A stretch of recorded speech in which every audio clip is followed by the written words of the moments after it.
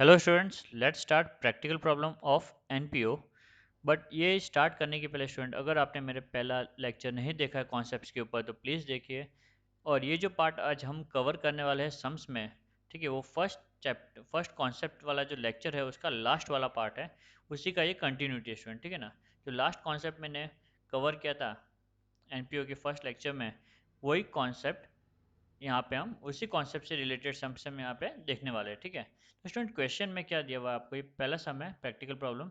यहाँ पे दिया calculation of stationery consume during the year हमें करना है, ठीक है। हमें क्या करना है, स्टेशनरी हमने कितना कंज्यूम किया ड्यूरिंग द ईयर वो हमें फाइंड आउट करना है।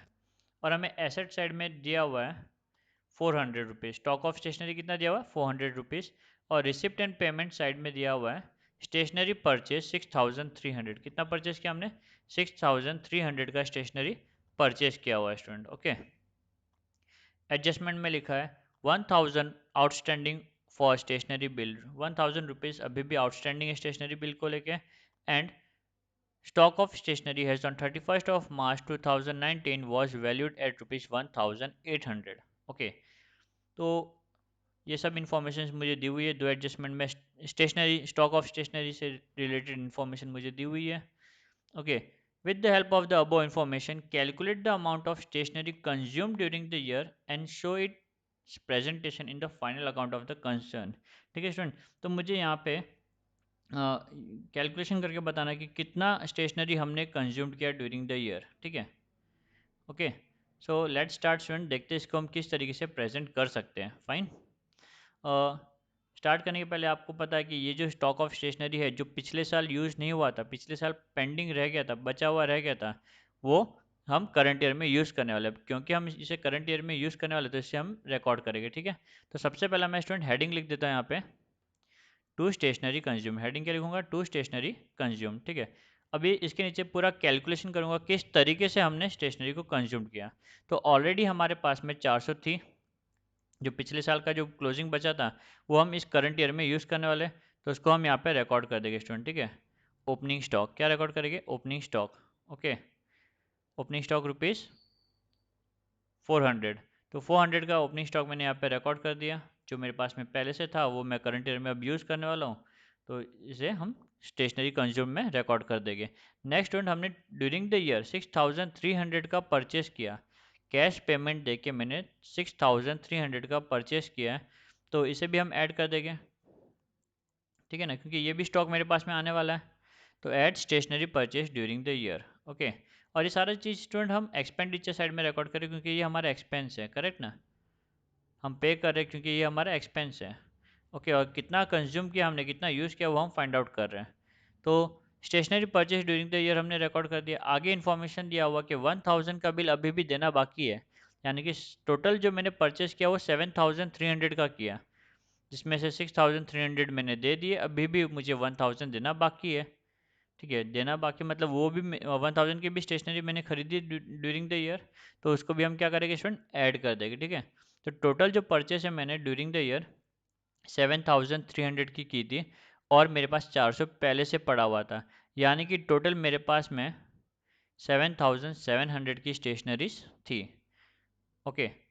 आगे लिखा हुआ है स्टूडेंट कि जो स्टॉक ऑफ स्टेशनरी है वो 1800 की अभी भी पड़ी है हमारे पास में, ठीक है। हम यूज़ नहीं कर पाए, at the end of the year हम उसे यूज़ नहीं कर पाए। अब क्योंकि वो 1800 की स्टेशनरी यूज़ नहीं की, तो वो मेरा खर्चा भी नहीं हुआ, करेक्ट।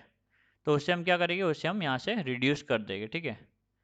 तो less closing stock of stationery 1800, और जो फाइनल अमाउंट है स्टूडेंट वो हमारा करंट ईयर का खर्चा होगा, यानी कि 5900 would be our current year expenditure, okay, ठीक है स्टूडेंट्स। तो बहुत ईजी था, बहुत ईजीली हमने ये फाइंड आउट कर दिया। क्वेश्चन में यही पूछा था, calculate the amount of stationery consume, तो हमने 5900 की स्टेशनरी कंज्यूम की हुई है, ओके। तो वापस एक बार रिपीट करता हूँ कि इस तरीके से हम फाइंड आउट करेंगे। जब कभी भी क्वेश्चन में ये ऐसा आएगा आपको कि आपके पास ऑलरेडी कुछ स्टॉक पड़ा हुआ है, पेंडिंग रहा है, तो आपको इस तरीके से कैलकुलेशन करना है स्टूडेंट। सबसे पहले आप हेडिंग लिखोगे स्टेशनरी कंज्यूम्ड, जितना भी आपके पास में था पिछले साल जो यूज़ नहीं हुआ तो आप करंट ईयर यूज़ करोगे, तो 400। जितना भी आपने परचेस किया है उससे आप रिकॉर्ड करोगे, ठीक है। ये भी करंट ईयर का खर्च है, ठीक है। और अगर क्रेडिट में दिया हुआ है, क्रेडिट परचेस की डिटेल भी दी हुई है हमें कि करंट ईयर में हमने कुछ क्रेडिट में परचेस किया था, उसको भी ऐड कर दोगे। तो टोटल ड्यूरिंग द ईयर आपके पास 7,700 का स्टेशनरी था, but at the end of the accounting year उसमें से हमारे पास 1,800 का बच गया। तो जितना भी स्टेशनरी था उसमें से 1,800 अगर मैं माइनस कर दूं तो हमें मिल जाएगा हमने स्टेशनरी कितना कंज्यूम किया, हमने स्टेशनरी कितना कंज्यूम किया स्टूडेंट। तो 5,900 का स्टेशनरी हमने कंज्यूम किया।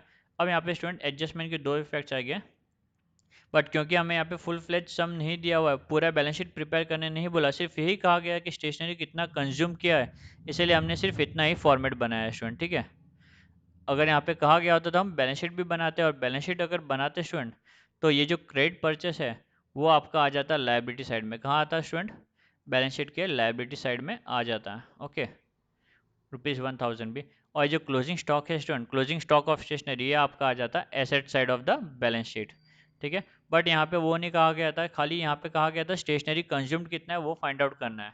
ओके, तो स्टूडेंट हमने वो फाइंड आउट कर दिया, ठीक है। उम्मीद करता हूँ स्टूडेंट आपको ये सब समझ में आया होगा। अगर अच्छा लगा वीडियो तो लाइक कीजिए, सब्सक्राइब कीजिए चैनल को हमारे, और अपने फ्रेंड्स के साथ में भी शेयर कीजिए। Okay, thank you.